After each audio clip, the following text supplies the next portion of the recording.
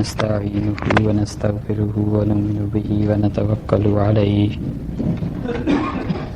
ونعوذ بالله من شرور أنفسنا ومن سيئات أعمالنا من يهده الله فلا مضل له ومن يضلله فلا هادي له ونشهد أن لا إله إلا الله وحده لا شريك له ونشهد أن سيدنا ومولانا محمدا عبده ورسوله أرسله الله بالحق بشيرا ونذيرا وداعيا إلى الله بإذنه وسراجا منيرا أما بعد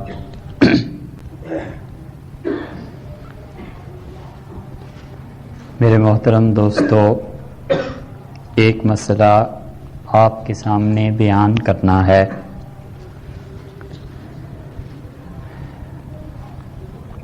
تقریر میں جو جذباتیت کا تعلق ہے اور جو خطابت کی روانی ہے اور جو الفاظ کا انتخاب ہے اور جو تراکیب کا چناؤ ہے، اس سے ہم بالکل عاری ہیں۔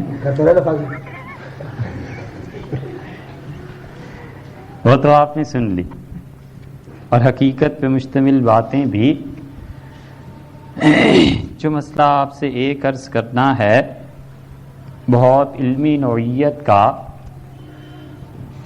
اور ایسی علمی نوعیت کا جس کے لیے حاضر دماغ رہنا ضروری ہے۔ یہ نہیں کہ آپ سے بات کر رہا ہوں اور آپ کہیں اور پہنچے ہوئے ہوں اور ایسے نہ ہو کہ درمیان کی کوئی کڑی ٹوٹ جائے اور پھر وہ مسئلہ سمجھ میں نہ آئے۔ اس سے قطعاً بحث نہیں کہ آپ ہماری موافقت کریں یا آپ ہماری مخالفت کریں، آپ کا ذہن ہماری بات کو تسلیم کرے یا نہ کرے، مگر آپ اس مسئلے کو سن لیجئے، اور سننے کے بعد اگر اس پر کوئی اشکال، کوئی ایسا سوال، کوئی اعتراض، کوئی بات ہے تو پھر کہیے۔ مسئلہ یہ ہے کہ اللہ تعالیٰ نے اس دنیا میں انبیاء علیہ السلام کا سلسلہ شروع کیا، اور اللہ تعالیٰ نے نبوت سے سب سے پہلے سرفراز فرمایا حضرت آدم علیہ السلام کو، اور ان کے بعد اللہ نے جس انسان کو رسالت سے سرفراز فرمایا وہ حضرت نوح علیہ السلام تھے۔ اور حضرت نوح علیہ السلام نے جس چیز کو اپنی قوم کے سامنے رکھا، اللہ نے اس کا تذکرہ قرآن پاک میں فرمایا، اور انہوں نے کہا کہ یا قوم اعبدوا اللہ ما لکم من الہ غیرہ، قوم والو اللہ کی عبادت کرو، اللہ کے علاوہ تمہارا کوئی پروردگار نہیں ہے، کوئی الہ نہیں ہے۔ قوم نے مخالفت کی، اور انبیاء علیہ السلام کی مخالفت کرنا اور ان کی تعلیمات کو رد کرنا بدبختوں کا پرانا شعار ہے۔ اور یہاں تک کہ اس اللہ کے نبی نے 950 برس جو تبلیغ کی تھی، آخر پہ انہوں نے کہا کہ رب لا تذر علی الارض من الکافرین دیارا، اللہ اس کائنات میں کافروں کا ایک گھر باقی نہ رہنے دے، سب کو برباد کر دے، نیست و نابود کر دے۔ اور پھر فرمایا انک انتظرہم، اور اللہ اگر آپ انہیں چھوڑ دیں گے اور اتنی سخت سزا انہیں نہیں ملے گی تو یہ کیا کریں گے؟ یضلوا عبادک، تیرے بندوں کو گمراہ کریں گے، اور اللہ یہ تو یہ رہے ان کی آئندہ نسلوں کو برباد کر دے۔ ولا یلدوا الا فاجرا کفارا، یہ سوائے کافروں کے اور فاسق اور فاجر لوگوں کے کسی کو جنم نہیں دیں گے۔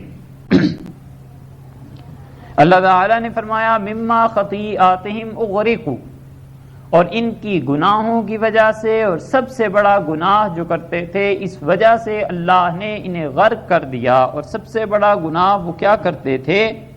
انہوں نے کہا لا تذرن بدم ولا سوا، ہرگز نہ چھوڑنا ود جس کی تم عبادت کرتے ہو، سوا بت جس کی تم عبادت کرتے ہو، ولا یغوث، اور یغوث کو بھی نہ چھوڑنا، ولا یعوق، اور یعوق نام کے آدمی کو بھی نہ چھوڑنا، ولا نصرا، اور نصر نام کے آدمی کو بھی نہ چھوڑنا، جن کی عبادت تم کرتے رہے ان عبادتوں پر قائم رہو۔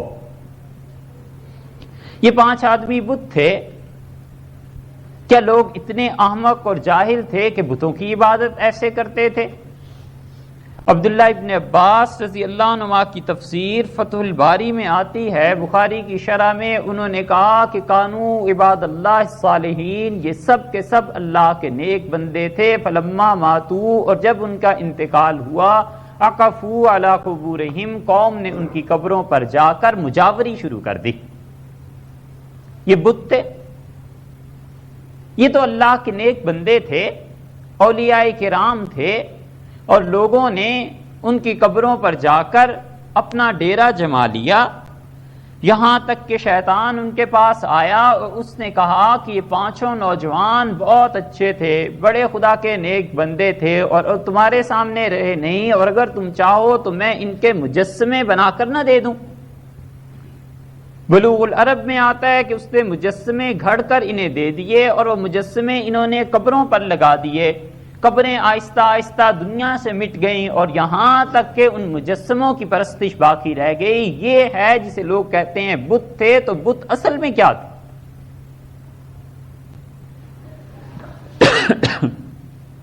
حبل کی پرستش رسول اللہ صلی اللہ علیہ وسلم کے دور میں بھی ہوئی ہے، اور احد کے دن ابو سفیان نے نعرہ لگایا اعلی حبل، حبل کی جے، اور حضرت عمر رضی اللہ عنہ برداشت نہیں کر سکے اور انہوں نے کہا اللہ اعلی و اجل، اللہ ہمیشہ رہنے والی ذات ہے، عالی ہے، برتر ہے۔ یہ حبل کون تھا؟ حضرت آدم علیہ السلام کا دوسرا بیٹا جو مظلومیت سے شہید ہو گیا، اس شہید کے نام پر بت بنا کے رکھا ہوا تھا۔ ہمارے یہاں بھی شہیدوں کی پرستش ہوتی ہے، اور مزاروں میں اولیاء کرام کی پرستش ہوتی ہے، شہیدوں کو چاہیں خدا کر دکھائیں۔ یہ شہیدوں کی پرستش اس وقت بھی ہوتی تھی۔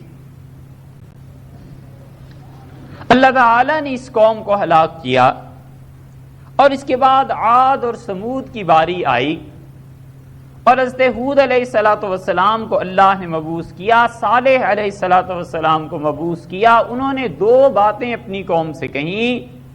انہوں نے کہا کہ اعبد اللہ، اللہ کی عبادت کرو اور اس کے ساتھ شرک نہ کرو، ما لکم من الہ غیرہ، اللہ کے علاوہ کوئی الہ نہیں ہے۔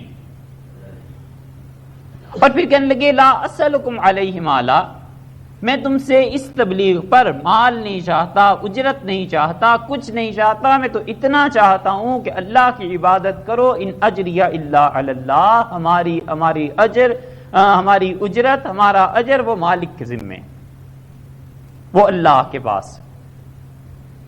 عاد اور سمود نے اللہ کی نافرمانی کی، اور اسی مسئلے پہ انہوں نے نافرمانی کی اللہ کی، اور انبیاء علیہ السلام کی تکذیب کی، یہاں تک کہ خدا کا قہر آیا، اور اس قہر نے اسی طرح انہیں نیست و نابود کر دیا جس طرح ان سے پہلی اقوام ہو چکی تھی۔ حضرت لوط علیہ السلام کی قوم وہ خود اس شرک میں بھی مبتلا تھی، اور اللہ تعالی نے فرمایا کہ جب ہمارے فرشتے عذاب لے کر گئے اور تباہی آئی، تمہیں چین نہیں لگتا میاں؟ کیوں بار بار گردش کر رہے؟ اور جب تباہی آئی اس بستی پر، تو اس ساری بستی میں فما وجدنا فیہا غیر بیت من المسلمین، ایک گھر کے علاوہ کوئی مسلمان نہیں تھا، سب شرک کرنے والے تھے۔ اور اللہ نے ان کو جو عذاب دیا ہے وہ یہ دیا کہ جعلنا عالیہا سافلہا، ہم نے اوپر کا حصہ نیچے کا حصہ بنا دیا۔ حضرت موسیٰ علیہ السلام کی قوم کہتی ہے اجعل لنا الہا کما لہم آلہہ، بحیرہ کلزم کو عبور کر لیا، اب ہمیں بھی ایسا ہی خدا بنا دیجئے جیسا آپ نے دیکھا ہے یہ قوم کے پاس سے خدا ہے، جیسے یہ پرستش کرتے ہیں۔ اور پھر وہ رگوں سے نکلی نہیں بات، یہاں تک کہ وہ اپنے اللہ کو راضی کرنے کے لیے گئے، اور جب واپس وہیں اللہ نے اطلاع دے دی اور کہا انا قد فتنا قومک، آپ کی قوم آزمائش میں پڑ گئی، اور جب وہ آئے ہیں اللہ کی توحید اور شرک کی نفرت اتنا غلبہ تھا، القل الواح، انہوں نے تختیاں رکھ دی تورات کی، وَأَخَذَ بِرَأْسِ أَخِيهِ، اپنے بھائی حضرت ہارون علیہ السلام کو سر سے پکڑ لیا اور اپنی طرف کھینچا اور کہا یہ کیا کیا ہے؟ انہوں نے کہا بھائی ناراض نہ ہو مجھ پہ اور نہ غصہ کر، میں نے انہیں سمجھایا اور میں نے کہا ان ربکم الرحمن، تمہارا رب تو رحمان ہی ہے، اس کے علاوہ کوئی خدا نہیں، اور کیا تھے قادو ان یقتلوننی بی، یہ تو مجھے قتل کرنے لگے تھے، مارنے لگے تھے جان سے، تب جا کر بات چھٹی۔ حضرت موسیٰ علیہ السلام نے فرمایا انظر الی الہک الذی ظلت علیہ عاکفا، تو اپنے خدا کی طرف نظر کر جس پر تو جم کے بیٹھا ہوا تھا، لنحرقنہ، ہم اسے جلائیں گے، ثم لننسفنہ فی الیم نسفا، اور پھر ہم اس کو راکھ بہا دیں گے اس کی دریا میں اور بالکل نیست و نابود ہو جائے گا۔ آپ اعتکاف میں ہیں، اعتکاف کو اعتکاف کیوں کہتے ہیں؟ بندہ اس میں عکوف کرتا ہے، اور عکف عربی میں کہتے ہیں کسی مقصد کے لیے کسی جگہ پر جم کر بیٹھ جانا۔ بلی جم کر بیٹھ جاتی ہے کہ چوہا نکلے گا تو اسے شکار کروں گی، اعتکاف والا خدا کے گھر میں جم کر بیٹھ جاتا ہے کہ میں تو سب کو چھوڑ چھاڑ کے آپ کے در اقدس پہ، آپ کی چوکھٹ پہ آ پڑا ہوں، مہربانی کریں، پچھلے معاف کر دیں اور آئندہ صحیح کر دیں۔ وہ بھی یہی کہتا ہے۔ یہ اعتکاف ایسی چیز ہے، اللہ نے فرمایا ابراہیم علیہ السلام سے طاہر بیتی للطائفین، ہمارے گھر کو صاف کیجئے، لوگ یہاں آ کے طواف کریں گے، والعاکفین، اعتکاف والوں کے لیے ہمارے گھر کو صاف کر۔ یہی عکوف، یہی جم کر بیٹھ جانا، یہ کہاں ہو گیا؟ ظلت علیہ عاکفہ۔ حضرت موسیٰ علیہ السلام نے فرمایا تو جم کر بیٹھ گیا تھا اپنے اس بچڑے پر، دیکھ اس کا ہوتا کیا ہے۔ اور انہوں نے اسے آگ لگا دی، اور آگ لگانے کے بعد دریا میں بہا دیا۔ شرک وہاں بھی رہا اور اللہ کی توحید اس پر کام کرنے والے وہاں بھی رہے۔ حضرت عیسیٰ علیہ السلام ان کے متعلق اور ان سب کے والد محترم حضرت ابراہیم علیہ السلام، اللہ کا ایسا موحد بندہ، اللہ نے اس کی خود تعریف کی ہے، کوئی ایک تعریف ہو تو کوئی کہے۔ اللہ نے فرمایا واتخذ اللہ ابراہیم خلیلا، اللہ نے ابراہیم علیہ السلام کو خلیل بنا لیا تھا۔ انسان کے دل میں ایک خلا ہوتا ہے، اور پردوں کے اندر وہ خلا ہوتا ہے جس کی محبت اس خلا میں داخل ہو جائے، اسے کہتے ہیں خلیل عربی میں، کہ یہ ہمارا دوست ہے۔ اس سے بہتر لفظ اگر سوکیانہ نہ ہو، یہ اہل لغت بیٹھے ہیں کیا کہیں، وہ کہتے ہیں یہ ہمارا یار ہے۔ یہ جو یاری ہے وہ دل کے اندر جو خول ہے اس میں کسی کی محبت چلی جائے، اسے کہتے ہیں خلیل۔ اللہ نے فرمایا واتخذ اللہ ابراہیم خلیلا، اللہ نے ابراہیم علیہ السلام کو اپنے دل میں بسا لیا تھا۔ اگر بے ادبی ہو تو خدا معاف کرے، یہ ہے ترجمہ اس کا صحیح معنی میں، ٹھیک ہے لغت ہے۔ اللہ نے انہیں اپنے دل میں بسا لیا۔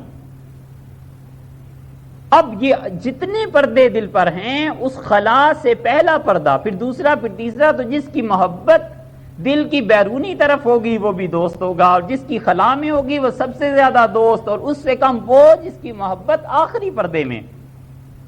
تو اس حدیث کا بھی مطلب سمجھو، بخاری میں جو آتی ہے، نبی کریم صلی اللہ علیہ وسلم نے فرمایا کہ میں ابو بکر رضی اللہ عنہ کو اپنا خلیل بنا لیتا، وَلَكِنَّ اتَّخَذَ اللَّهُ خَلِيلًا، مگر اللہ نے تو مجھے خود اپنا خلیل بنا لیا۔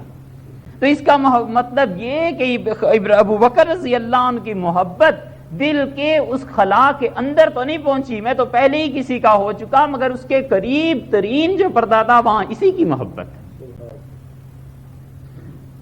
دعویٰ کرتے ہیں حدیث کے سمجھنے کا، اور بخاری کی بجائے بخاری بخاری میں یوں لکھا ہے، اور اس حدیث کا مطلب بھی پوچھنا کہ یہ کیا بات تھی۔ ابراہیم علیہ الصلوۃ والسلام، اللہ نے فرمایا انہو اوّاہ، اللہ کے سامنے آہوزاری کرنے والا تھا، حلیم، نرم مزاج کا تھا، منیب، اس کے دل میں انابت تھی، بات بات پہ اللہ کی طرف رجوع کرتا تھا، حتیٰ کہ اسے پتا ہے یہ عذاب جا رہا ہے حضرت لوط علیہ السلام کی قوم کے واسطے، اس کے باوجود ہم سے اتنی امید ہے کہ بیٹھ گیا ہے اور یجادلنا فی قوم لوط، لوط کی قوم کے بارے میں جھگڑنے لگا، کہتا ہے اللہ اعرض عن ھذا، معاف کر دیں، چھوڑ دیں، انہیں بخش دیں۔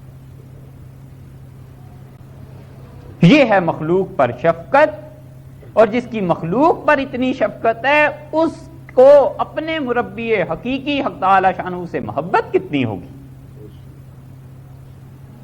یہ ابراہیم علیہ السلام ہیں، اور اپنے باپ سے کہتے ہیں تو ان کی عبادت کرتا ہے ما لا یسمع، جو سنتے بھی نہیں، ولا یبصر، اور تیرے حالات کو دیکھتے بھی نہیں، ولا یغنی عنک شیئا، اور تجھ سے ذرہ برابر کوئی تکلیف اور مصیبت دور نہیں کر سکتے۔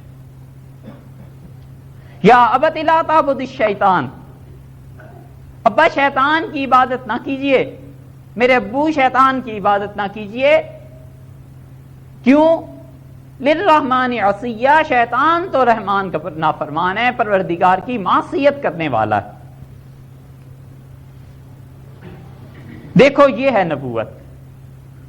انہوں نے کہا اراغب انت عن آلہتی یا ابراہیم، ابراہیم تو مجھے میرے خداؤں سے ہٹا رہا ہے، لأرجمنک، میں تجھے پتھر مار مار کے سنسار کر دوں گا، ہلاک کر دوں گا، واہجرنی ملیہ، دور ہو میری نظروں سے۔ کہتا ہے سلام علیک، یہ ہے نبوت کی شفقت۔ انہوں نے کہا آپ پہ سلامتی ہو پتا جی، آپ سلامت رہیں، سأستغفر لک ربی، میں اللہ سے پھر بھی آپ کے لیے ہدایت کی دعا کرتا ہی رہوں گا، کیوں؟ انہ کان بی حفیہ، وہ مجھ پر بڑے مہربان۔ یہ ہے اللہ پر اعتماد اور توکل۔ اور اللہ نے فرمایا ہے کہ لقد کان لکم اسوۃ حسنۃ فی ابراہیم، تمہارے لیے زندگی گزارنے کا نمونہ ابراہیم علیہ السلام ہے، والذین معہ، اور جو ان کے ساتھ تھے۔ پوری کتاب میں دو ہی اللہ نے آدمیوں کے متعلق کہا کہ ان جیسی زندگی گزارنا، ایک پوتے کے متعلق صلی اللہ علیہ وسلم اور ایک دادا کے متعلق علیہ الصلوۃ والسلام، لقد کان لکم اسوۃ حسنۃ فی رسول اللہ، تمہارے لیے رسول اللہ صلی اللہ علیہ وسلم کی زندگی بہترین نمونہ ہے، لقد کان لکم فی اسوۃ حسنۃ فی ابراہیم والذین معہ، اور تمہارے لیے زندگی گزارنے کا نمونہ ہے ابراہیم اور علیہ السلام اور ان کے ساتھی رضی اللہ عنہ۔ جب انہیں پتا چلا کہ یہ شرک ہے، اللہ فرماتے ہیں تبرأ منہ، بیزار ہو گیا اپنے والدین سے اور بیزار ہو گیا پوری قوم سے، اور کہتا ہے وجہت وجہی للذی، میں نے اپنا چہرہ اس ذات کی طرف پھیر لیا جس ذات نے مجھے پیدا کیا، اس آسمان اور زمین کو بغیر مثال کے پیدا کیا، وما انا من المشرکین، گوارو میں شرک کرنے والوں میں سے نہیں ہوں۔ اسی لیے اللہ بار بار فرماتے ہیں کہ وہ ہمارا بڑا نیک بندہ تھا، ما کان من المشرکین، مشرک نہیں تھا، ما کان ابراہیم یہودیا، ابراہیم علیہ السلام یہودی نہیں تھے، ولا نصرانیا، ابراہیم نصرانی نہیں تھا، ولیکن کان حنیفا، وہ ہر قسم کے شرک سے ہٹ کر ایک طرف ہو گیا تھا، مسلمان تھا۔ دوسری جگہ فرماتے ہیں ابوکم ابراہیم، تمہارے والد تھے ابراہیم علیہ السلام، هو سماکم المسلمین، اس نے تمہارا نام مسلمان رکھا تھا۔ اور قوم جتنی شرک میں پڑی ہوئی ہے وہ اس شرک کا ڈٹ کے مقابلہ کرتے ہیں، یہاں تک کہ فراغ الی آلہتہم، وہ ان خداؤں کے آڑے میں گھس گئے، اس مندر میں چلے گئے اور انہوں نے ہاتھ چلانا شروع کیے، اور سامنے ان کے کھانے رکھے ہوئے ہیں، یہ سب قرآن میں کھول کے دیکھ لینا۔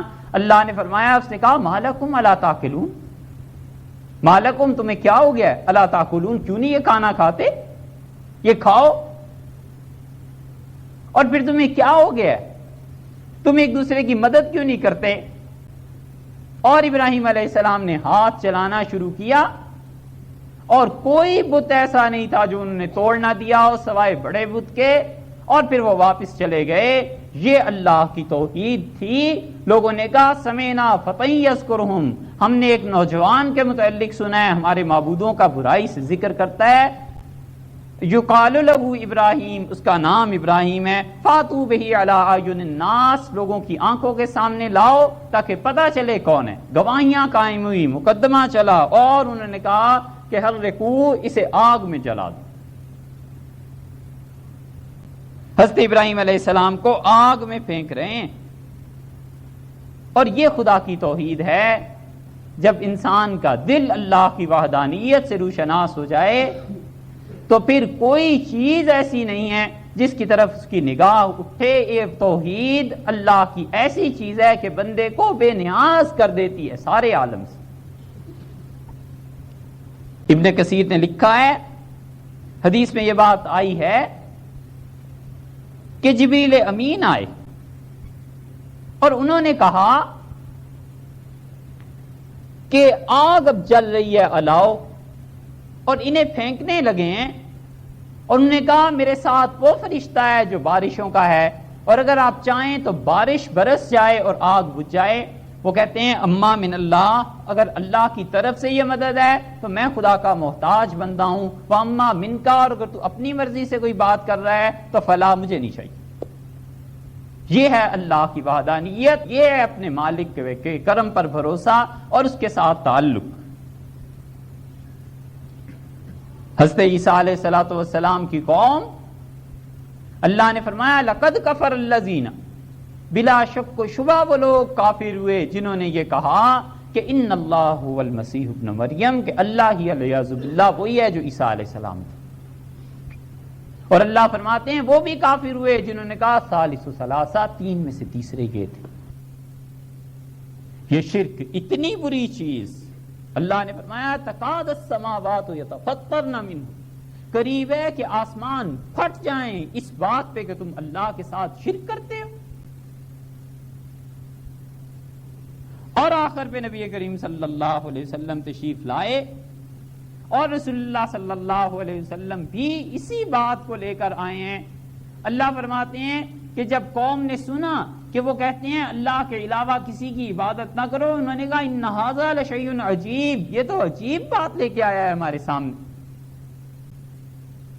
یہی وہ چیز ہے جس کے لیے تمام کے تمام انبیاء علیہ الصلوۃ والسلام مبعوث کیے گئے، اور اللہ نے اس کائنات کو پیدا ہی اپنی توحید کے لیے کیا ہے. خدا نے اس کائنات کو پیدا ہی اس لیے کیا ہے کہ اپنے مظاہر دکھائے اپنی مخلوق کو. اللہ نے فرمایا کلمۃ طیبۃ، پاکیزہ کلمہ، اصلھا ثابت، اس کی جڑیں زمین میں گہری ہیں، وفرعھا فی السماء، اور اس کی شاخیں آسمان تک پہنچ گئی ہیں. وہ کلمہ کیا ہے؟ وہ یہی ہے لا الہ الا اللہ. اس ایک مسئلے ہی کے لیے اتنے انبیاء علیہ الصلوۃ والسلام کو بھیجا، اور اللہ کی توحید ایک رہی، شرک ہر دور کا بدلتا رہا. شرک کی پہلی قسم یہ ہے کہ اللہ کی ذات میں کسی کو شریک کرے، اور وہ یوں سمجھے کہ جیسے اللہ ہے ویسے ہی کوئی اور بھی ہے، علیاذ باللہ. اور اللہ نے اسی لیے فرمایا کہ لا تتخذوا الہین اثنین، وہ دو خداؤں کے قائل کبھی نہ ہونا. جس طرح ایران والے اس زمانے کے مشرک قائل تھے، وہ کہتے تھے یزداں اور اہرمن دو خدائیں، اہرمن شر کے فیصلے کرتا ہے، یزداں نیکی کے فیصلے کرتا ہے. اللہ تعالی نے فرمایا لو کان فیہما آلہۃ الا اللہ، اگر اللہ کے علاوہ اس زمین و آسمان میں کوئی اور خدا ہوتا، لفسدت، تباہی مچ جاتی، بربادی پھیل جاتی. لفسدتا، دونوں برباد ہو جاتے، زمین بھی آسمان بھی. اور ایک جگہ فرمایا لا لا بعضهم علی بعض، ایک دوسرے پر چڑھائی کر دیتے، ایک دوسرے سے لڑ پڑتے اگر خدا ہوتے. ایک صاحب نے کہا کہ اگر دو ہوتے جی تو مشورے سے کام کر لیتے. یہ ہے منطق، اور یہ ہے فلسفہ، اور یہ ہے وہ جدید نصاب تعلیم ماشاء اللہ جو پڑھتے ہیں کالجوں میں اور یونیورسٹیز میں، سوائے اس کے کہ شکوک اور شبہات کے کانٹے دماغ میں بو دے اور ہر بات پر اعتراض کرنا سکھا دے. اور کوئی ڈھنگ کی بات بھی آئی ہے؟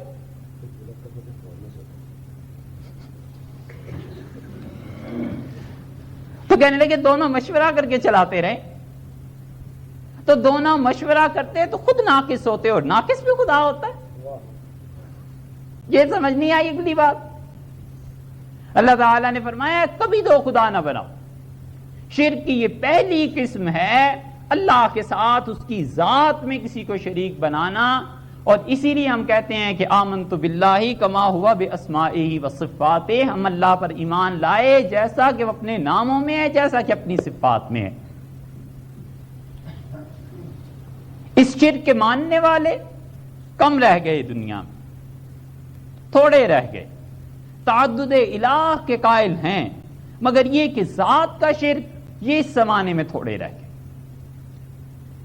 شرک کی دوسری قسم اللہ کے علم میں کسی کو شریک کرنا ہے اور یہ سمجھنا ہے کہ وہ بھی میرے حالات کو جانتا ہے جیسے اللہ جانتے ہیں. اللہ فرماتے ہیں وَمَا أُوتِيتُم مِّنَ الْعِلْمِ إِلَّا قَلِيلًا، اور اللہ نے تمہیں علم دیا ہی نہیں ہے مگر تھوڑا سا. یہ جو تھوڑا سا فرمایا ہے یہ بھی احسان ہے، وگرنہ حق تعالی شانہ کے علم کے مقابلے میں پورے انسانوں کا علم معدوم کے درجے میں ہے، مفقود کے درجے میں. یہ ہے شرک کی دوسری قسم کہ کسی کے متعلق یہ تصور کر لے کہ میرے حضرت، میرے شیخ اور فلاں بزرگ اور فلاں جن کا انتقال ہو چکا، حتیٰ کہ رسول اللہ صلی اللہ علیہ وسلم تمام تر عزت اور احترام کے باوجود میرے حالات جانتے ہیں. یہ اللہ کے علم میں شرک کرنا ہے اور یہ قسم عام ہو گئی ہے. اٹھتے بیٹھتے جو کہتا ہے جانے یا علی، جانے یا علی، یہ کیا ہے؟ وہ یہی تو کہتا ہے کہ حضرت علی رضی اللہ عنہ میرے حالات سے واقف. اور اللہ تعالی چاہے تو بتائے اور چاہے تو کشف اور الہام کے ذریعے بتائے، اس کا کوئی انکار نہیں کرتا، اور نہ چاہے تو نہ بتائے. سادی کہتے ہیں یہ کہ پرسید زاں گم کر دے فرزند. کسی نے ان سے پوچھا جن کا بیٹا گم ہو گیا تھا کہ اے روشن گوہر پیر خردمند، کہ روشن باطن کے مالک اور عقل مند دانا انسان، زمسرش بوئے پیراہن شمیدی. حضرت کیا ہوا؟ مصر سے کرتا چلا اور شام میں خوشبو آ گئی. چرادر چاہے کنعانش ندیدی، اور پاس جب کنعان کے کنویں میں پھینک رہے تھے شام کے، اس وقت کیوں نہیں دیکھ لیا؟ انہوں نے بگف احوال ما برقے جہاں، انہوں نے کہا ہمارے حالات آسمان پہ چمکنے والی بجلی کی طرح ہیں، گہے پیدا و دیگر دم نہاس. ایک لمحے میں کونتی ہے، دوسرے لمحے میں وہی تاریکی چھا جاتی ہے. گہے بر تارم اعلیٰ نشینم، کہیں اس مقام پر بیٹھے ہوتے ہیں کہ حالات دکھائے جاتے ہیں. گہے بر پشت پائے خود نہ بینم، اور کبھی ایسے ہوتے ہیں کہ اپنے پاؤں کی ایڑی کا پتہ نہیں چلتا یہاں کیا لگ گیا. یہ اللہ کے ساتھ علم میں شرک کرنا ہے. کسی کے متعلق بھی عقیدہ رکھنا کہ وہ انسان جانتا ہے ان چیزوں. عالمگیری میں، شامی میں، فتاوی بزازیہ میں، قاضی خان میں، بحر الرائق میں، مبسوط سرخسی میں، ہر ایک میں یہ مسئلہ لکھا ہے. وہ کہتے ہیں اگر اس نے اپنے نکاح پر گواہ بنایا اللہ کو تو نکاح بھی نہیں ہوا مگر فرق بھی نہیں پڑا، کیونکہ اللہ کے تو علم میں ہے. اور اگر اس نے اپنے نکاح کے گواہ منعقد کیے اور اس نے کہا اللہ اور اس کے رسول صلی اللہ علیہ وسلم میرے نکاح پر گواہ ہیں، تو یہ کہنے میں وہ کفر کا جملہ کہتا ہے، کیونکہ اس کا عقیدہ یہ ہو گیا کہ رسول اللہ صلی اللہ علیہ وسلم کو اس نکاح کا علم ہے. تو یہ اللہ کے علم میں اس نے شرک کیا. یہ ہے دوسرا شرک. اور شرک کی تیسری قسم، وہ شرک کی تیسری قسم علم کے بعد پیدا ہوتی ہے، اور وہ ہے شرک فی التصرف. کسی کے متعلق یہ عقیدہ رکھنا کہ وہ کر سکتا ہے، یہ عقیدہ رکھنا کہ وہ کرتے ہیں، متصرف ہیں. تصریف پھیرنا کسی چیز کا، صرف کو صرف اسی لیے کہتے ہیں کہ اس میں گردانیں پھیری جاتی، اور اس کا یہ عقیدہ ہو جائے کہ وہ میرے حالات کو پھیرتے ہیں، میرے حالات کو وہ بدلتے ہیں، کسی زندہ یا مردہ کے متعلق یہ عقیدہ رکھنا، اگرچہ اس کی اخروی زندگی کتنی قوی کیوں نہ ہو، راہی کیوں نہ ہو، انبیاء علیہ الصلوۃ والسلام ہی کیوں نہ ہو، کسی کے متعلق یہ عقیدہ رکھنا کہ وہ تصرف کر سکتے ہیں حالات میں، یہ شرک کی تیسری قسم ہے۔ آپ غور فرمائیں، ایک بات سرزد ہوتی ہے اور لوگ کہتے ہیں میرے حضرت نے یہ بات کی ہے، اور محتاط آدمی جو سنت کے مطابق کہتا ہے وہ کہتا ہے حضرت کی کرامت ہے، اور جو شرک کا جملہ کہتا ہے وہ کہتا ہے وہ جس طرح چاہیں کریں، جیسے حالات چاہیں آ جائیں۔ میں نے ان سے عرض کیا تھا دیکھو کہاں سے کہاں حالات بدل گئے۔ عقیدہ یہ نہیں ہے کہ ان کی دعا سے کام اللہ تعالیٰ قبول کر کے کرتے ہیں، اور عقیدہ یہ ہے کہ وہ خود ایسے کرتے ہیں۔ تو اگر کسی کے قبضے میں کوئی چیز ہوتی تو انبیاء علیہ الصلوۃ والسلام کے قبضے میں پہلی ہونی چاہیے تھی۔ پھر جتنے محدثین اور فقہاء ہیں وہ معجزات کی بجائے تصرف کا باب باندھتے، ہر کوئی معجزات کا ہی باب لکھتا ہے، کوئی یہ نہیں کہتا کہ نبی کریم صلی اللہ علیہ وسلم نے تصرف فرما دیا ہے۔ ہر کوئی یہ کہتا ہے کہ معجزہ تھا، اور معجزہ فعل ہے حق تعالی شانہ کا، کرامت فعل ہے حق تعالی شانہ کی، اور اسے اپنے کسی مقبول بندے کے ہاتھ پر لوگوں میں اس کی عزت اور احترام کے لیے ظاہر فرما دیتے ہیں تاکہ لوگ متوجہ ہو جائیں، خدا کی رحمتیں اور برکتیں اس پر زیادہ نازل ہوتی ہیں۔ بس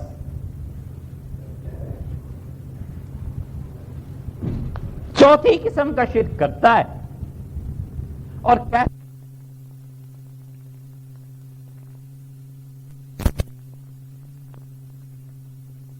اللہ اور اللہ کے رسول نے چاہا تو یہ کام ہو جائے گا، اور دوسری طرف وہ کہتے ہیں کہ اللہ اور پیران پیر نے چاہا تو یہ کام ہو جائے گا، اور تیسری طرف وہ کہتے ہیں اللہ تعالی نے اور اماموں نے چاہا تو یہ کام ہو جائے گا۔ یہ اللہ کی مشیت میں شرک کرنا ہے۔ اللہ نے فرمایا وَمَا تَشَاءُونَ إِلَّا إِن يَشَاءَ اللَّهُ، جب تک اللہ نہ چاہے کچھ نہیں ہوتا، چاہے تم سارے بھی چاہو، اللہ کا چاہنا اصل ہے، تمہارا چاہنا نہ چاہنا کچھ نہیں۔ روز پڑھتے ہو وَتُعِزُّ مَن تَشَاءُ، اللہ جس کو آپ چاہتے ہیں عزت دیتے ہیں، مشیت باری تعالیٰ کی چلتی ہے، غیر کی نہیں۔ وَتُذِلُّ مَن تَشَاءُ، اور اللہ آپ جس کو چاہتے ہیں رسوا ہو جاتا ہے، غیر رسوا کر نہیں سکتا۔ تُؤْتِي الْمُلْكَ مَن تَشَاءُ، آپ جس کو چاہیں حکومت دے دیں۔ تَنزِعُ الْمُلْكَ مِمَّن تَشَاءُ، جس سے چاہیں حکومت چھین لیں۔ مالک الملک، اور اللہ تمام زمین تمام کائنات کا مالک ہے۔ اس لیے یہ کہنا کہ فلاں چاہے، یہ اللہ کے چاہنے میں شرک کی ایک قسم ہے۔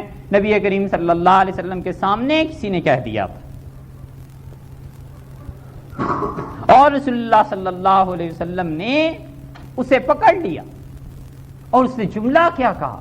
اس نے کہا ما شاء اللہ و ما شاء محمد، جو اللہ چاہیں اور جو محمد صلی اللہ علیہ وسلم چاہیں۔ رسول اللہ صلی اللہ علیہ وسلم نے جھنجھوڑا اور آپ نے فرمایا جعلتنی للہ ندن، مجھے خدا کا شریک بنا رہے ہو کہ جو میں چاہوں اور جو اللہ چاہیں؟ قولوا ما شاء اللہ، فقط صرف یہ کہا کرو کہ جو اللہ چاہے۔ اور یہ مشیت، یہ چاہنا نہ چاہنا ہے باریک بات، غلط فہمی نہ ہو جائے۔ نبی کریم صلی اللہ علیہ وسلم نے فرما دیا تھا کہ میں کل بتا دوں گا، اور وہی آ گئی یا نہیں؟ اللہ نے فرمایا وَلَا تَقُولَنَّ لِشَيْءٍ إِنِّي فَاعِلٌ ذَلِكَ غَدًا إِلَّا إِن يَشَاءَ اللَّهُ، کبھی مت یہ کہو کہ میں کل یہ کام کروں گا، مگر یہ کہا کرو کہ انشاءاللہ اگر اللہ نے چاہا تو کام کروں گا۔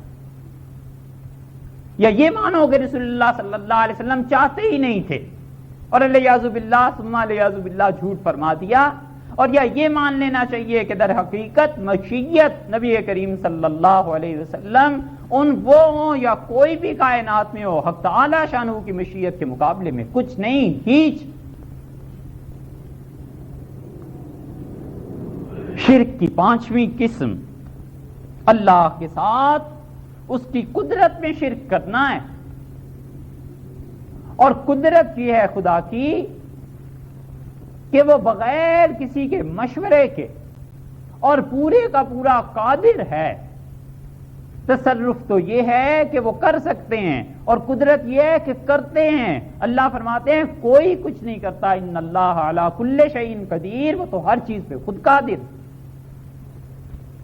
قل هو القادر، اور آپ ان لوگوں سے کہیے اللہ ہی قادر ہے، اللہ کے علاوہ کوئی قادر ہے نہیں.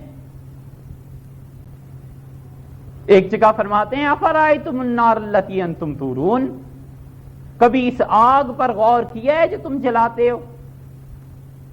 اور اگر اس آگ کو ہم نہ جلنے دیں تو کوئی جلا سکتا ہے؟ یہ ہے قدرت.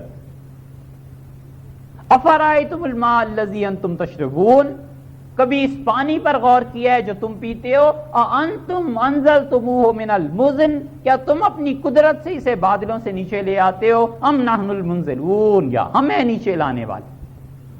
اور اگر ہم نیچے لے آئیں اس پانی کو اور لا کر کڑوا کر دیں تو پھر تم کیا کر سکتے ہو؟ فلولا تشکرون، کیوں نہیں ہمارا شکر ادا کرتے؟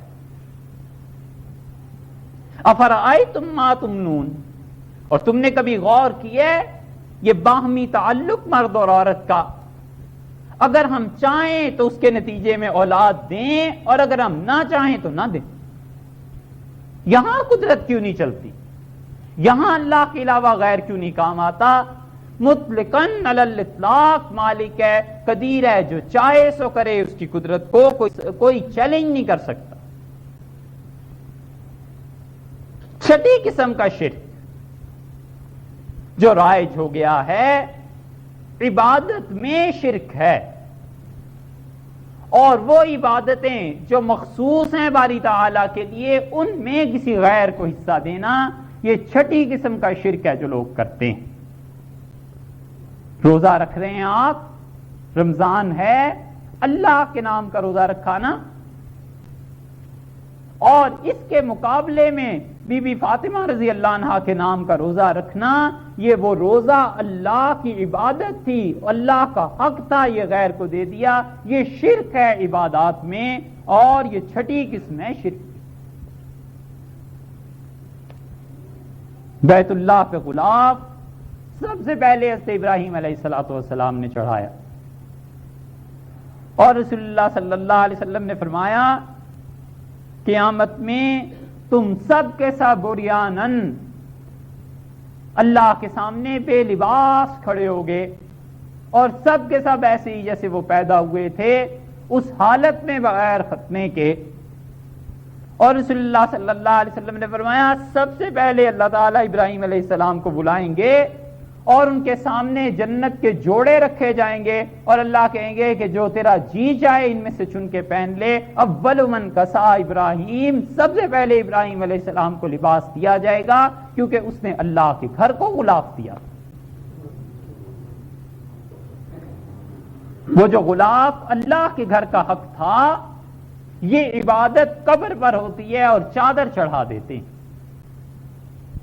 کہاں آیا ہے؟ اگر چادریں چڑھنی تھیں تو سب سے زیادہ مستحق اس ہستی کی قبر تھی جس ہستی کی بات کو رد نہیں کیا جا سکتا، وہاں قبول ہی قبول ہے علیہ الصلوۃ والسلام. وہاں تو کسی نے ایسی بات نہیں کی. رسول اللہ صلی اللہ علیہ وسلم نے گھر آئے ہیں، اور حضرت عائشہ رضی اللہ عنہا فرماتی ہیں کہ انہوں نے ایک پردہ بغیر ضرورت کے دیوار پر لٹکا ہوا دیکھا، تو رسول اللہ صلی اللہ علیہ وسلم نے فرمایا اللہ نے اس لیے پیسے نہیں دیے کہ ہم پتھروں کو کپڑا پہنائیں. تو دو ہی صورتیں ہو سکتی ہیں قبر پہ چادر چڑھانے کی، یا تو وہ ان غلاف چڑھا رہا ہے اس پتھر پر، اس سنگ مرمر پر جو اوپر لگی ہوئی ہے، اگر وہ اس طرح کر رہا ہے تو بھی حدیث میں منع آ گیا ہے، اور اگر وہ صاحب قبر کے لیے چڑھا رہا ہے تو شرک ہو گیا. اللہ کے گھر کا حق اس نے یہاں استعمال کیا. یہ ہے اللہ کی عبادت میں شرک.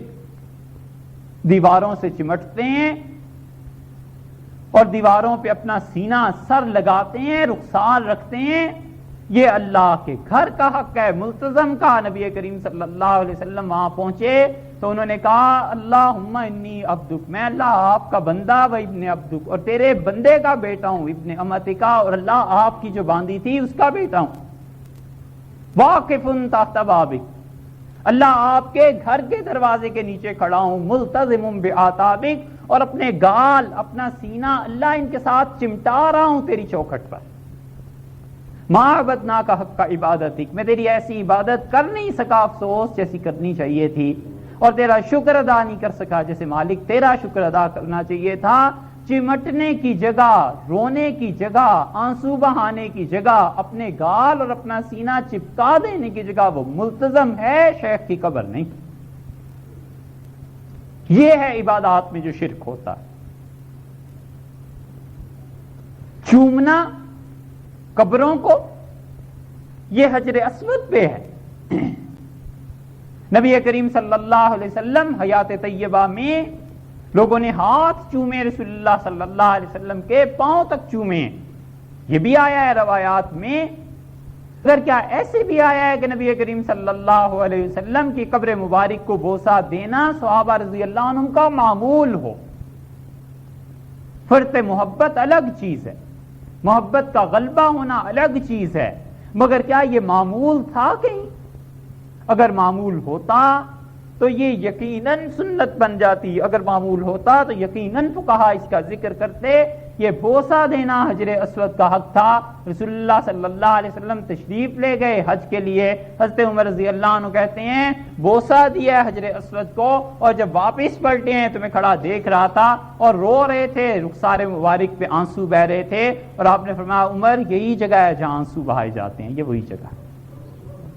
یہ خدا کے گھر کا حق ہے. تو اللہ کی عبادت میں ایسے شرک آ جاتا ہے. طواف خدا کے گھر کا حق ہے، اور یہاں طواف کرتا ہے. فقہا نے لکھا ہے، اس مسئلے کا ثبوت ہمارے ذمہ رابعی، فقہا نے لکھا ہے کسی آدمی نے مسجد حرام کا طواف کیا، بیت اللہ تو اندر ہے جس کے گرد طواف ہوتا ہے، فقہا لکھتے ہیں کسی نے مسجد حرام کا طواف کیا تو اس نے کفر کیا، کیونکہ اللہ کے گھر کا حق اس نے مسجد کو دیا.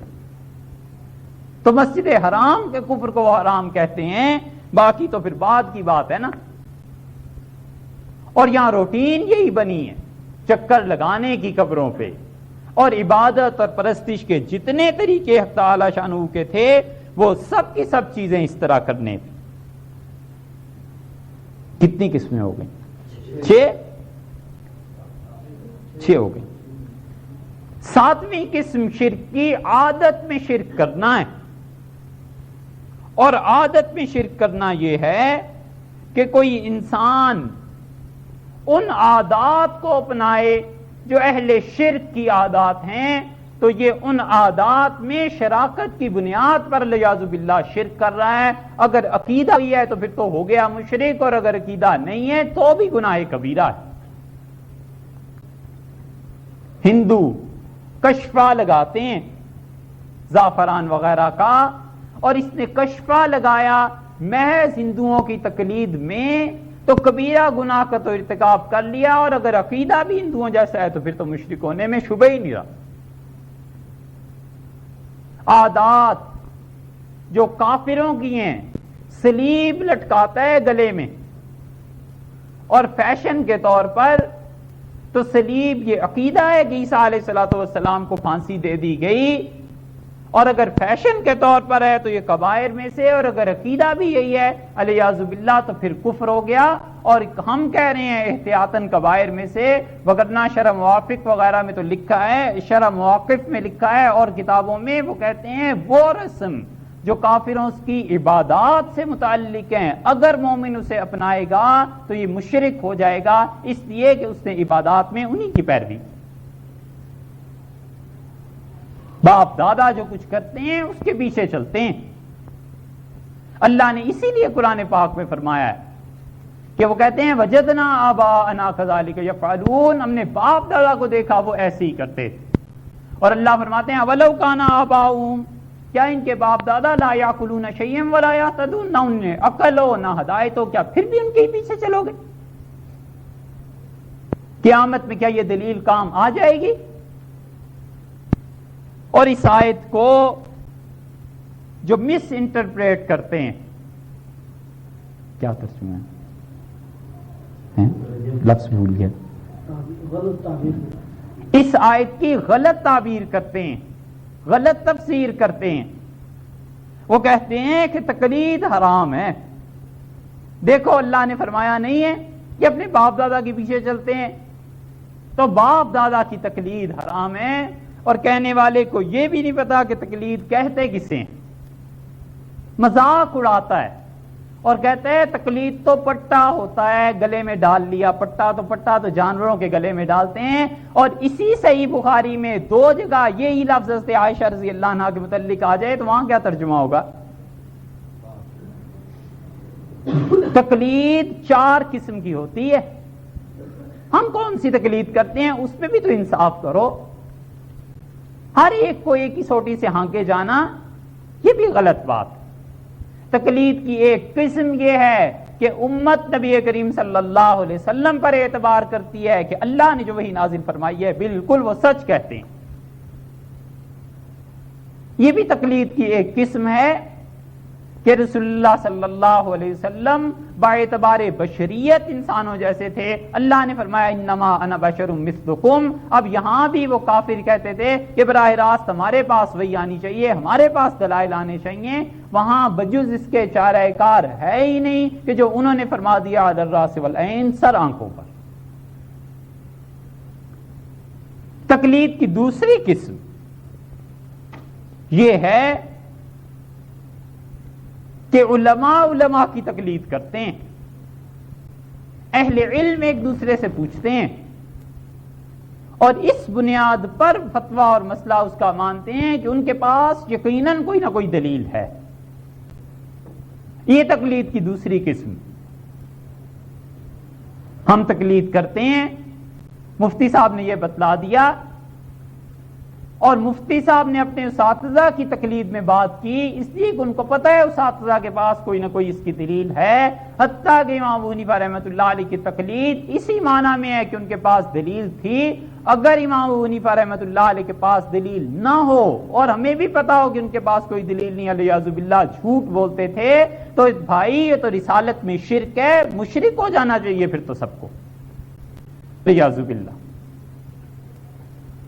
تقلید کی تیسری قسم وہ ہے جو آدمی کسی مفتی سے پوچھتا ہے کہ مفتی صاحب یہ مسئلہ کیا ہے، تو مفتی میں اللہ کا خوف ہوتا ہے اور ڈر خدا کا کہ مر کے جواب دینا ہے، مسئلہ صحیح بتاتا ہے. اسی کے متعلق رسول اللہ صلی اللہ علیہ وسلم فرماتے ہیں کہ انما شفاع العی فی السوال، اور نابینا کی نجات اس میں ہے کہ آنکھوں والے سے پوچھ لے.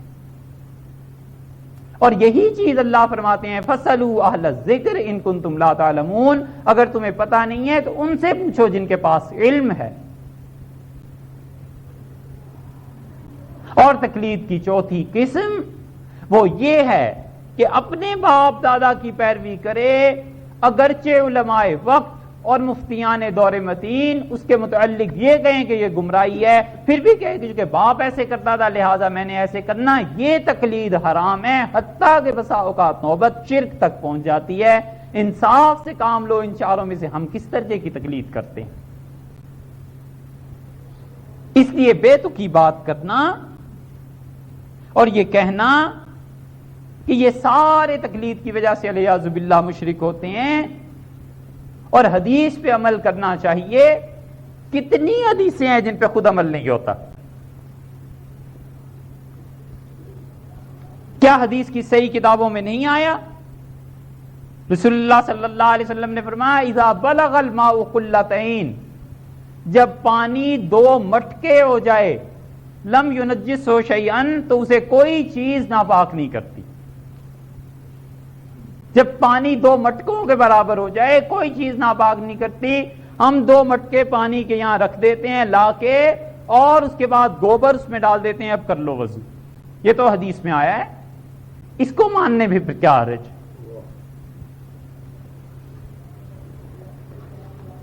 اور اس کے مقابلے میں دہ در دہ پانی ہو، 10 ہاتھ اور 10 ہاتھ، 100 مربع فٹ جو پانی بنتا ہے اس کے ایک کونے میں اگر نجاست ہے تو دوسرے سے وضو کیا جا سکتا ہے. ہم دعوے سے کہتے ہیں کہ یہ چیز ثابت ہے کیونکہ نجاست کا اثر سرایت نہیں کرتا.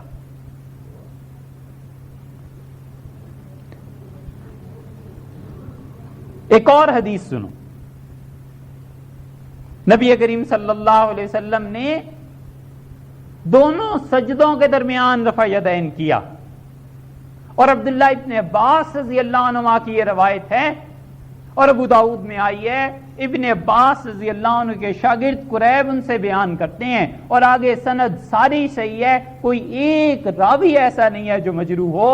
اگر حدیث پہ ہی فقط عمل کرنا ہے تو اہل تشریح بھی یہی کرتے ہیں، یہاں بھی یہی ہونا چاہیے کہ دونوں سجدوں کے درمیان رفع یدین کیا کرو۔ اس حدیث پہ عمل کہاں جاتا ہے؟ یاد رکھو، جتنے اختلافات صحابہ کرام رضی اللہ عنہ میں تھے، یہ امت کے لیے رحمت تھے، قیامت تک اس کا فیصلہ نہیں ہو سکتا، فضول کی بحث۔ جس چیز پر چاروں ائمہ متفق ہو جائیں اس چیز سے باہر قطعاً نہیں نکلنا چاہیے، وہ گمراہی ہے۔ اور جن میں چاروں ائمہ میں آپس میں اختلاف ہے، اگر اپنی نفسانی خواہشات بیچ میں نہیں ہیں اور کسی مجبوری سے کوئی عمل کرتا ہے، ہم کہتے ہیں کہ بھی درست ہے۔ ایک اور حدیث سنائیں، رسول اللہ صلی اللہ علیہ وسلم نے فرمایا الماء بالماء، جسم سے نجاست کا خروج ہو تو غسل واجب ہوتا ہے، اور اگر تعلق بیوی سے تمام ہے، پورا ہے، اور خروج کی نجاست کے خروج کا نہیں آیا مرحلہ، اور اس موقع پہ وہ الگ ہو جاتا ہے تو اس پہ غسل واجب نہیں ہوگا۔ یہ مسلم کی روایت ہے الماء بالماء، کہ پانی کی وجہ سے پانی واجب ہوتا ہے۔ نبی کریم صلی اللہ علیہ وسلم نے کہا تھا، اس حدیث پہ کیوں نہیں عمل کر لیتے؟ یہ حدیث نہیں ہے۔ ایک اور حدیث سنو، بخاری میں آتا ہے نبی کریم صلی اللہ علیہ وسلم نے نماز پڑھی اور ممبر پر بیٹھ کے نماز پڑھائی ہے، اور ممبر سے اترے ہیں، سجدہ کیا ہے، اور پھر واپس آ کر ممبر بیٹھے ہیں۔ آج تک جتنے حدیث پہ عمل کرنے والے دعویٰ کرتے ہیں، کبھی بخاری کی اس روایت پر بھی عمل کیا ہے؟ سچ بتاؤ، کبھی تو ممبر پہ بیٹھ کے نماز پڑھو، پھر نیچے اترو، پھر سجدہ کرو۔ کہتے ہیں یہ رسول اللہ صلی اللہ علیہ وسلم کی خصوصیت تھی۔ یہ کس طرح پتا چلا؟ علماء نے بتایا تو ہم بھی تو یہی کہتے ہیں، پھر یہ تقلید ہوئی یا نہ ہوئی؟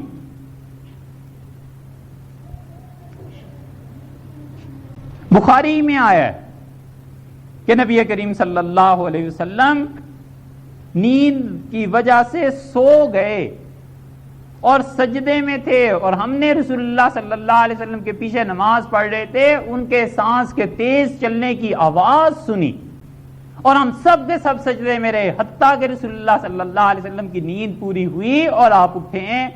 کبھی یوں بھی تو کرے کوئی۔ یہ 5 کافی ہیں؟ ان حدیث پہ عمل کیوں نہیں ہوتا؟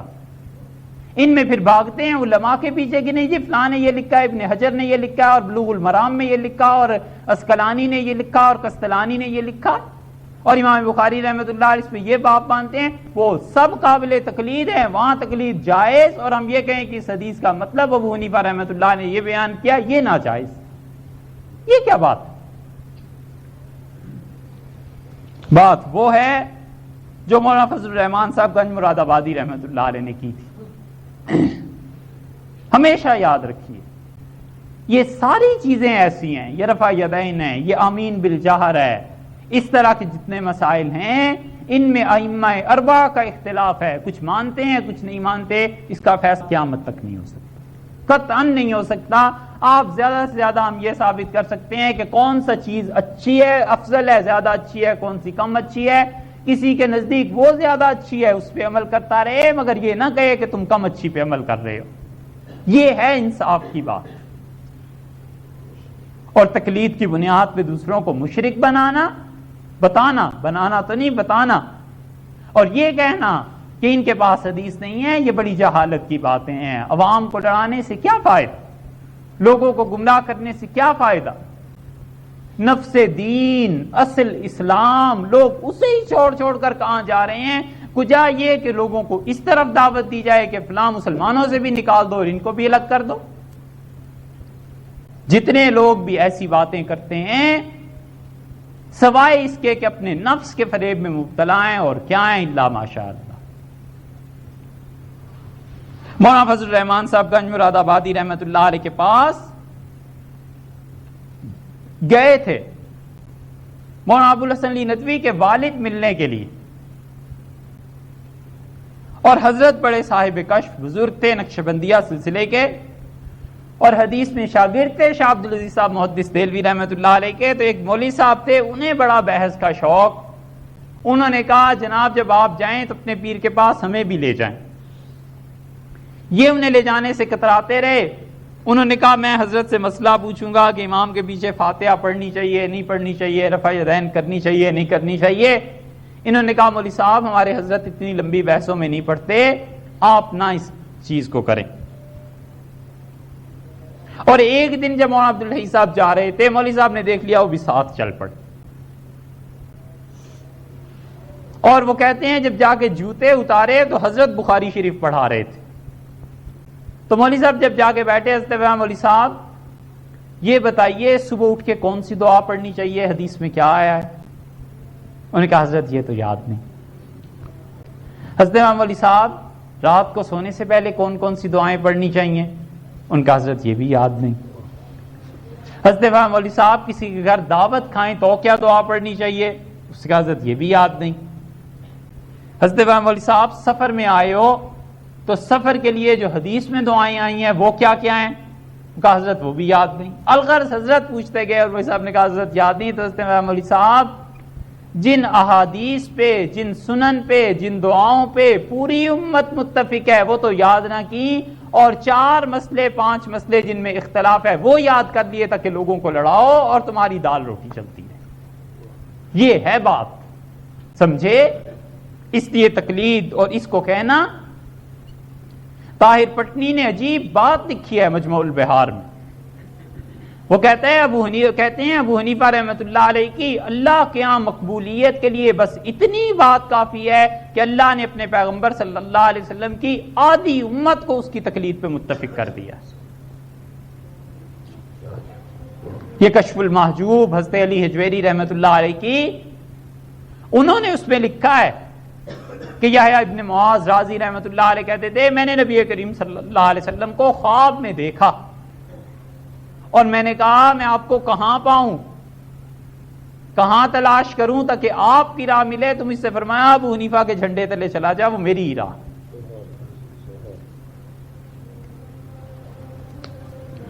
اور اس طرح کی باتیں لکھی ہیں انہوں نے۔ ایک بزرگ کے متعلق لکھا ہے، یہ کشف المحجوب میں ہی ہے، کہ انہوں نے نبی کریم صلی اللہ علیہ وسلم کو خواب میں دیکھا تو رسول اللہ صلی اللہ علیہ وسلم کے پیچھے ابو بکر اور عمر رضی اللہ عنہما چل رہے تھے، تو میں جلدی سے آگے ہوا اور میں نے کہا میں نے ایک مسئلہ پوچھنا ہے۔ تو شیخین رضی اللہ عنہما نے مجھ سے کہا کہ مسئلہ رسول اللہ صلی اللہ علیہ وسلم سے بے شک لے، مگر دیکھ ادب احترام سے پوچھنا۔ تو میں نے کہا اگر مجھ سے ادب تو پتہ نہیں ہو سکے نہ ہو سکے، آپ بتائیے کہ مسائل میں پیروی کیا ہے؟ مسئلہ پوچھا تو انہوں نے کہا ابو حنیفہ کی بات کرتے ہو، اس کا علم رسول اللہ صلی اللہ علیہ وسلم کے علم سے چلتا ہے، مستفاد ہے۔ اس لیے خام خواہ تقلید اور شرک اور اس قسم کی باتیں کرنا یہ نہیں۔ شرک کی 8ویں قسم، بس کروں یہ چل تھک تو نہیں گئے ہو یار؟ شرک کی 8ویں قسم یہ ہے کہ نظر مانے اللہ کے علاوہ غیر کی، اور نظر کہتے اس چیز کو ہیں جو اللہ نے واجب قرار نہیں دی اور اس نے اپنے لیے واجب کر دی۔ یہ شرک کی 8ویں قسم ہے، نظر مان لیتا ہے۔ کیا نظر مانتا ہے؟ نظر مانتا ہے کہ اگر فلاں کام ہو جائے تو میں حضرت شیخ عبد القادر جیلانی رحمۃ اللہ علیہ کے لیے 11ویں دوں گا۔ نظر مان لیتا ہے کہ اگر میرا فلاں کام ہو جائے تو میں ائمہ کرام کے لیے 12 اماموں کے لیے فلاں کام کروں گا، اتنے نفل پڑھوں گا۔ یہ نظر ہے جو اللہ کے علاوہ شرک ہے۔ رسول اللہ صلی اللہ علیہ وسلم نے فرمایا من حلف لغیر اللہ فقد اشرک، جس نے اللہ کے علاوہ قسم اٹھائی غیر کی اس نے شرک کی۔ 9ویں قسم شرک کی، نام رکھنے میں شرک کرتا ہے۔ اور نام رکھنے میں کیسے شرک کرتا ہے؟ اللہ نے دیا ہے بیٹا اور نام اس کا رکھتا ہے پیر بخش، پیروں نے دیا۔ نام اس کا رکھتا ہے حسین بخش، حسین رضی اللہ عنہ نے دیا۔ یہ اللہ کے ساتھ شرک کی اقسام میں سے ایک قسم ہے کہ اللہ فرماتے ہیں کہ جب وہ دعا کرتے ہیں ہم سے اور کہتے ہیں لئن آتیتنا صالحا، اگر اللہ تمہیں نیک بیٹا دے لنکونن من الشاکرین، ہم تیرا شکر ادا کریں گے۔ فلما آتاہما، اللہ جب انہیں بیٹا دے دیتا ہے، جعل لہ شرکاء، تو اس کے نام میں اللہ کے ساتھ شرک کرنے لگتے ہیں۔ دیا اللہ نے اور نام حضرت کے ہو گیا۔ یہ ہے وہ شرک جو تسمیہ میں شرک کہلاتا ہے، اور اسی لیے رسول اللہ صلی اللہ علیہ وسلم نے منع فرمایا کہ دیکھو تم میں سے کوئی آدمی دوسرے کو یہ نہ کہے کہ شہنشاہ۔ اللہ فرماتے ہیں انا ملک الملوک، میں بادشاہوں کا بادشاہ ہوں۔ کون ہے جو کہتا ہے کہ بادشاہوں کا بادشاہ کوئی اور ہے؟ اور اسی وجہ سے یہ مولانا اسماعیل شہید رحمت اللہ علیہ وغیرہ ان حضرات نے جو جدوجہد کی ہے، انہوں نے شرک کی یہ ساری اقسام پڑھ لکھ اور سن رکھی تھی، اور وہ ایک ایک قسم کے در پہ تھے کہ اس شرک کو بھی کھیڑو، اس شرک کو بھی کھیڑو۔ بیوہ عورتوں کا نکاح نہ کرنا، یہ شرک عادات میں تھا ہندوؤں کے ساتھ، اور ان اللہ کے بندوں کی زندگیاں اس میں کھپ گئیں کہ بیوہ عورتوں سے نکاح کیے جائیں۔ مولانا اسماعیل شہید رحمت اللہ علیہ واز کرنے کے لیے کھڑے ہوئے آگرہ میں، اور جب انہوں نے رسومات کا رد شروع کیا تو ایک آدمی اٹھ کھڑا ہوا اور اس سے کہا مولوی صاحب ٹھہرو، ایک مسئلہ پوچھنا ہے۔ تو حضرت نے فرمایا ابھی نہ پوچھ، ہفتے بعد واز کرنے آؤں گا پھر پوچھنا۔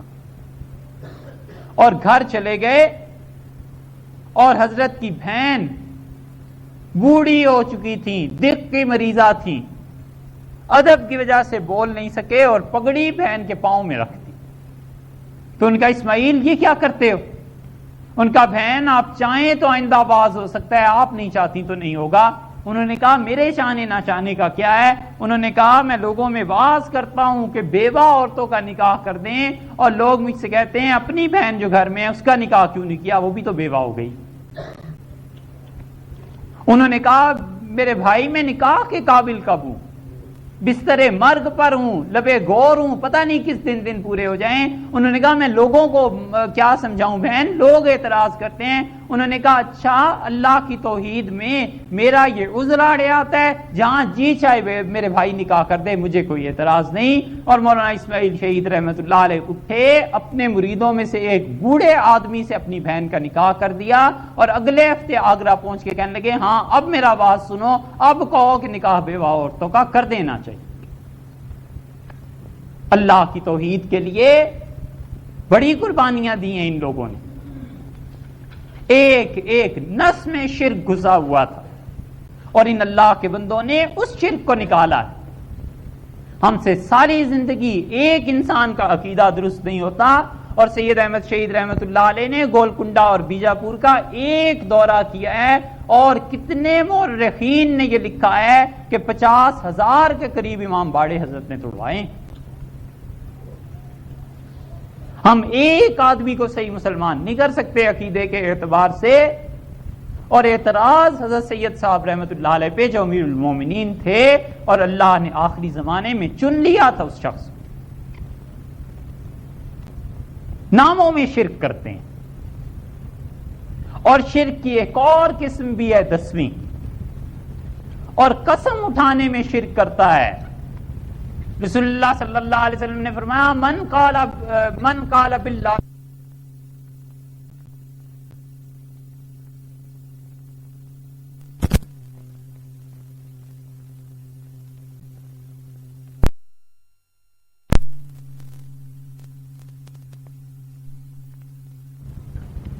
اللہ کے نام کی قسم اٹھاتا ہے، جھوٹ بولتا ہے، خدا کا خوف نہیں، اور اسی کو لے جاؤ اور جا کر کہو کہ بھائی یہ حضرت کا مزار ہے، یہاں کھڑے ہو کے قسم کھاؤ، مزار پہ قسم نہیں اٹھائے گا، مسجد میں اٹھا لے گا، مزار پہ نہیں اٹھائے گا۔ سچ بتاؤ یہ اللہ کی تعظیم دل میں زیادہ ہے یا حضرت کی تعظیم دل میں زیادہ ہے؟ اسے کہو قرآن کی قسم اٹھا، اللہ کے کلام کی جھوٹی قسم اٹھا لے گا، اور اسے کہو شیخ کی قبر کے جو باہر دروازہ ہے تالا لگا ہوا ہے، اس تالے پہ ہاتھ رکھ کے قسم اٹھاؤ، اس کی قسم نہیں اٹھاتا، اس لیے کہ دل میں اللہ کی کلام کی اتنی عزت نہیں جتنی اس تالے کی عزت ہے۔ یہ شرک کی قسم نہیں ہے۔ 11ویں قسم کا شرک کرتا ہے، اور وہ شرک کرتا ہے ذبح میں، اور ذبیحہ ترجمہ کیا کرتے ہیں؟ انما حرم علیکم المیتہ، اور ہم نے حرام کیا تم پر مردار، والدم اور خون، ولحم الخنزیر اور سور کا گوشت، وما اہل لغیر اللہ، وما اہل بہ لغیر اللہ، اور جو چیز اللہ کے علاوہ دوسرے کا نام پڑھا جائے۔ دیکھو اہل کا ترجمہ پڑھا جائے تو کہتے ہیں ہم نے جانور ذبح کیا ہے، بسم اللہ اللہ اکبر کہا ہے، حضرت کا نام تو نہیں لیا۔ اہل کا مطلب سمجھیے، حلال سنیں، اخبار بھی کسی زمانے میں نکلتا تھا۔ حلال کہتے ہیں عربی میں پہلے دن کے چاند کو، کریسنٹ جسے کہتے ہیں، اور عربوں کا سارا تجارت کا، معاش کا، ہر چیز کا دار و مدار اس چاند پہ تھا۔ حج کا دار و مدار چاند پہ تھا، روزوں کا دار و مدار چاند پہ، ہر چیز کا دار و مدار۔ جتنے ڈاکے ڈالنے ہوتے تھے، 4 محترم مکرم مہینوں میں ڈاکہ نہیں ڈال سکتے تھے، محرم، شوال، ذی-القعدہ، ذی-الحج، 3 مہینے یہ، ذی-القعدہ، ذی-الحج، محرم اور رجب، 4 مہینے، ذی-القعدہ، ذی-الحج، محرم اور رجب، 4 مہینوں میں ڈاکہ نہیں ڈال سکتے تھے، تو وہ ہر لمحہ انتظار کرتے تھے اس دن میں جس دن چاند نظر آنا ہوتا تھا، اس رات کو کہ کب چاند نظر آتا ہے۔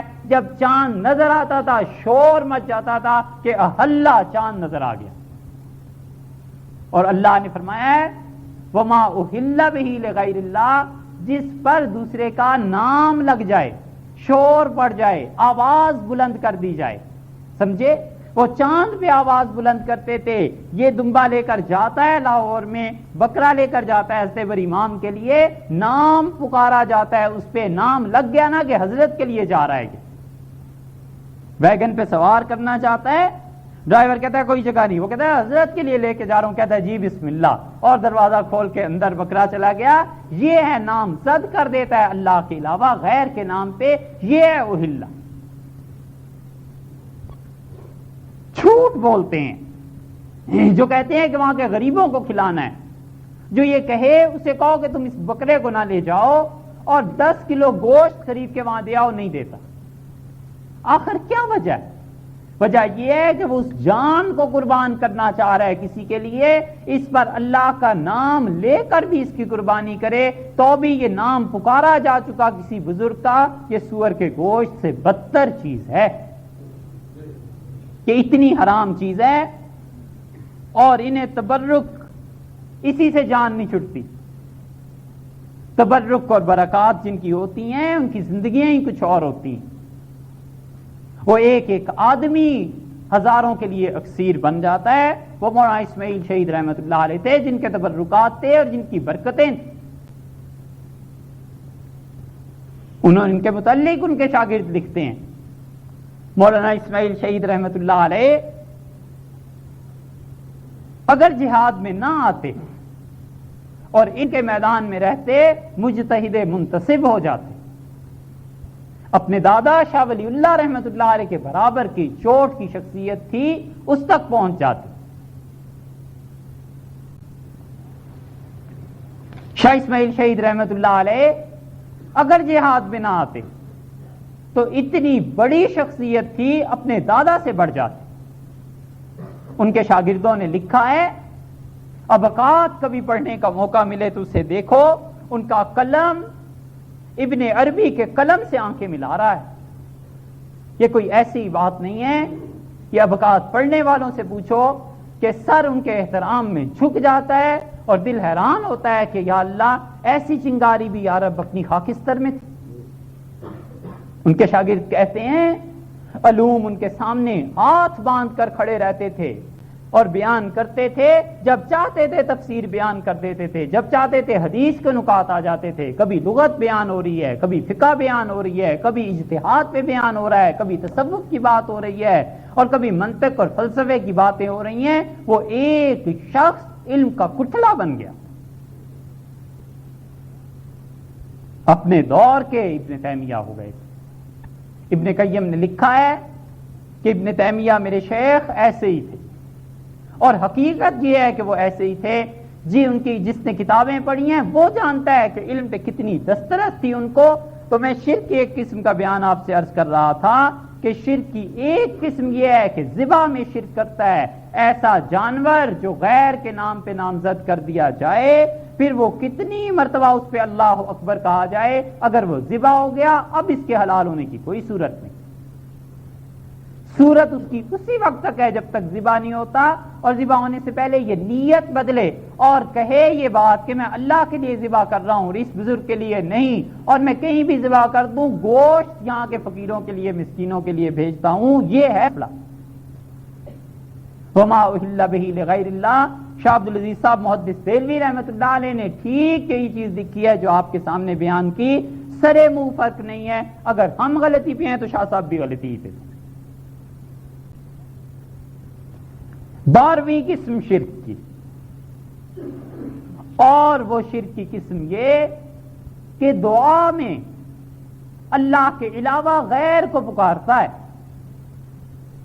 نماز پڑھنے کے بعد اب تو رواج اتنا رہا نہیں، بعض دیہات میں ہے اب بھی، بغداد شریف کی طرف چل پڑتا ہے اور 11 قدم چل کے پھر دعا مانگتا ہے۔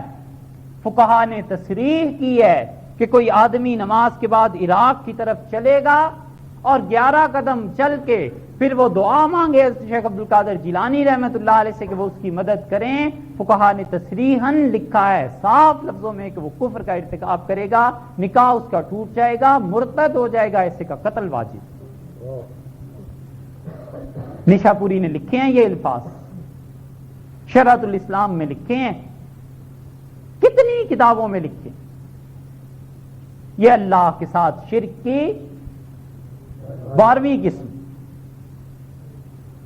13ویں، چلو 13ویں قسم اللہ کے ساتھ شرک کی، اور وہ ہے اللہ کے ساتھ شرک غیر کے قانون کو تسلیم کرنا، اور یہ مان جانا دل کی گہرائیوں سے کہ ہم پر جو قانون نافذ ہے اللہ کے قانون کے علاوہ یہ درست ہے۔ اللہ نے فرمایا فلا وربک، اور ہرگز نہیں، وربکا، اور تیرے پروردگار کی قسم نہیں، لا یؤمنون، یہ ایمان والے ہو ہی نہیں سکتے جب تک کہ ان قوانین کو نہ مانے جو اے میرے پیغمبر صلی اللہ علیہ وسلم آپ لے کے دنیا میں گئے۔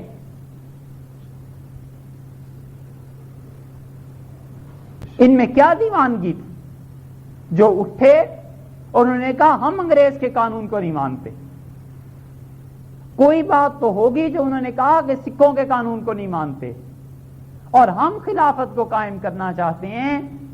اتنے ناداں بھی نہ تھے جہاں سے گزرنے والے، نہ سے ہو بند کرو راہ گزر تو دیکھو۔ کوئی چیز تو دل میں تھی، انہیں پتا تھا کہ اللہ کے علاوہ غیر کے قانون کو تسلیم کرنا اور اسے حاکم اعلیٰ ماننا اور مطلقاً یہ سمجھنا کہ اس کے قوانین بالکل ٹھیک ہیں، یہ خود خدا کے ساتھ شرک کرنے کی اقسام میں سے ایک قسم ہے۔ اور ذرا سوچو، ایمان کا جائزہ لو۔ ہم اپنے مقدمے لے کے جاتے ہیں ان عدالتوں میں، ہم ان وکیلوں کو کرتے ہیں جنہوں نے یہی قانون پڑھے ہیں، اور ہم ان سے جا کر فیصلے کراتے ہیں۔ کیا یہ اللہ کے قانون کی توہین نہیں ہے؟ کیا ہم نے کبھی یہ سوچا ہے کہ ہمیں اللہ کا قانون چاہیے، اس کے مطابق فیصلہ چاہیے؟ ہم نہیں جاتے اس عدالت میں، ہم نہیں مانتے اس کو۔ تحریک خلافت میں پٹڑیاں اکھیڑ دی ریل کی اور ڈاکخانے جلا دیے تھے ہندوستان کے لوگوں نے، اور بسیں روک دیں اور سارے ملک کا نظام درہم برہم کر دیا۔ کس بنیاد پہ؟ اس بنیاد پہ کہ اللہ کے علاوہ غیر کا قانون ہم نہیں مانتے۔ اور اللہ نے فرمایا ہے من لم یحکم بما انزل اللہ، اور جو اللہ کے علاوہ کسی اور کے قانون کے مطابق فیصلے کرتے ہیں فاولئک هم الظالمون، وہ لوگ ہیں جو ظالم۔ ایک قوم کے متعلق فرمایا اولئک هم الفاسقون، وہ فاسق ہیں، اور ایک جگہ تو صاف فرمایا ایک قوم کے متعلق کہ اولئک هم الکافرون، یہ کافر۔ کبھی مت مانی، اپنے جھگڑوں کو اپنے گھروں میں نپٹائیے، نہیں نبٹ سکتے محلے میں کسی کو بلا لیجئے، پھر بھی نہیں کام بنتا کسی بزرگ کو بلا لیجئے، پھر بھی کام نہیں بنتا صبر کرو، اپنا حق چھوڑ دو، مگر ان ظالموں کی عدالت میں مت جاؤ، یہ بھی اللہ کے ساتھ ایک طرح کا شرک ہے۔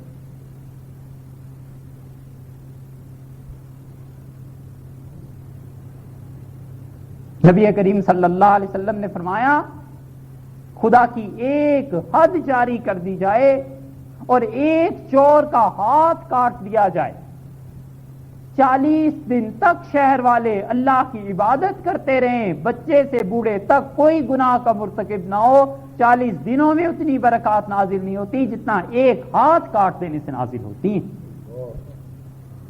ہم کیوں چپ ہیں؟ ہم کیوں خاموش ہیں؟ آئین اور قانون اور قومی اسمبلی اور پارلیمنٹ،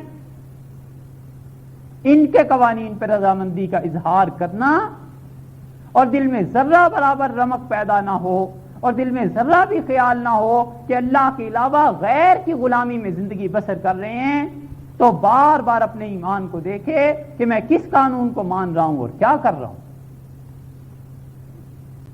اکابر نے اسی لیے جد و جہد کی تھی، وہ کہتے تھے کہ ہمیں وہ قانون چاہیے جو اللہ کے احکامات کو سکھاتا ہے، وگرنہ یہ شرک کی اقسام میں سے ایک قسم ہو جائے گی۔